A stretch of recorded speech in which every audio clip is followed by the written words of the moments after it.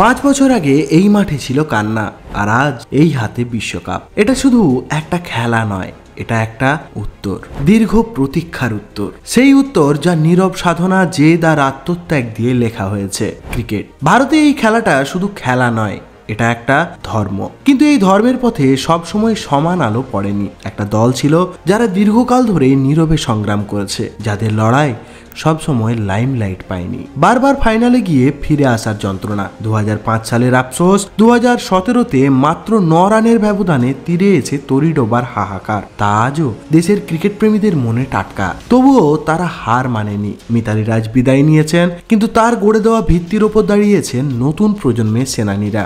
এক প্রজন্ম চলে যায়, কিন্তু জেদের আগুন নেভে না। হরমনপ্রীতরা ভালো করেই জানতেন এই কাপ শুধু ট্রফি নয়, এটা একটা প্রতিজ্ঞা।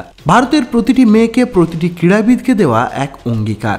এবারের পথটা ছিল ভিন্ন, অসম্ভবকে সম্ভব করার পথ। সেমিফাইনালে 7 বারের চ্যাম্পিয়ন অস্ট্রেলিয়া। বিশ্বের সেরা দলকে হারাতে হলে 300-র বেশি রান তাড়া করতে হবে। 339 রানের বিশাল টার্গেট। একটা সময় মনে হচ্ছিল হয়তো আর হলো না, কিন্তু জেমিমা রড্রিগেজ এবং অধিনায়ক হরমনপ্রীত কৌরের ব্যাটে সেদিন শুধু রান ওঠেনি, উঠেছিল আত্মবিশ্বাস। অজিদের অহংকার চূর্ণ করে যখন তারা ফাইনালে পৌঁছলো, তখন সেই ফাইনাল জয়ই ফাইনালের চেয়ে কম কিছু ছিল না। সেই জয় ছিল এক আবেগ, এক বিস্ফোরণ। নবী মুম্বাইয়ের DY পাটিল স্টেডিয়াম। ফাইনাল, প্রতিপক্ষ দক্ষিণ আফ্রিকা। প্রথমে ব্যাট করতে নেমে 298 রানের বিশাল স্কোর, যা ফাইনালের মঞ্চে বিশাল চ্যালেঞ্জ। স্মৃতি, শেফালি, দীপ্তি, রিচা প্রত্যেকেই যেন এক একটা দেওয়াল হয়ে দাঁড়িয়েছিলেন। এই স্কোর শুধু সংখ্যা ছিল না, এটা ছিল এক নির্ভীক বার্তা। 299 রানের লক্ষ্য। প্রোটিয়ারা কঠিন লড়াই দিচ্ছিল, কিন্তু ভারতীয় বোলারদের আগুন ঝরানো বোলিংয়ের সামনে তারা কতক্ষণ টিকে থাকবে? মাঠের ফিল্ডিং আজ কথা বলল। প্রত্যেকটি ক্যাচ, প্রত্যেকটি ডাইভ ছিল এক একটি দৃঢ় শপথ। প্রত্যেকটি বলের সাথে বাড়ছিল উত্তেজনা।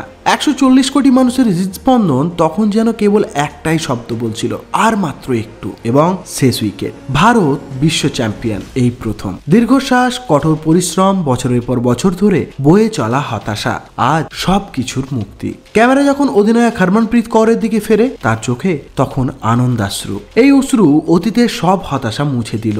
এই জয় শুধু তাদের নয়, এটা সেই মেয়েদের যারা ক্রিকেট খেলার স্বপ্ন দেখত কিন্তু সাহস পেত না। আজ তারা সবাই এই ট্রফির অংশীদার। এই দিনটা ইতিহাসে লেখা থাকবে।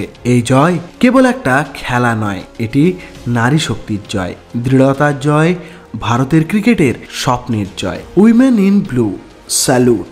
আপনারা শুধু বিশ্বকাপ জেতেননি, আপনারা ভবিষ্যৎ তৈরি করেছেন।